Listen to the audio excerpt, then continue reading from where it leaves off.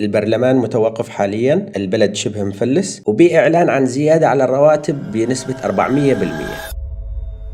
أول قرار يتم إصداره من مجلس الوزراء التابع لحكومة تسيير الأعمال في دمشق هو العمل على مبدأ الاثني عشرية. إيش دخلنا نحن بالاثني عشرية تبع الشيعة؟ ما لنا علاقة يا جماعة الخير، هذا مذاهب دينية وهذا مبدأ اقتصادي. الدول كل سنة قبل ما تفوت على السنة الجديدة تقر ميزانية الدولة، يعني الصرفيات اللي راح يصرفونها خلال السنة الجديدة. أما مبدأ الاثني عشرية جزء من كل 12، يعني نجيب هاي الميزانية ونقسمها ل 12 قسم ونصرف هاي الميزانية أو هذا الجزء خلال هذا الشهر فقط، وفي حال لزمنا شوي ناخذ من الشهر اللي بعده، وبس نصير بالشهر اللي بعده إذا صار عندنا فاض نعوض الشيء اللي خذيناه بالشهر اللي قبله. وهذا المبدأ يتم الاعتماد عليه عندما يكون البرلمان متوقف وما خرج يقر الميزانية العامة للدولة. ومثل ما نعرف من لما سقط النظام المجرم السابق تم تجميد البرلمان في سوريا. البرلمان متوقف حاليا، البلد شبه مفلس، وبإعلان عن زيادة على الرواتب بنسبة 400%، وفوقها أيضا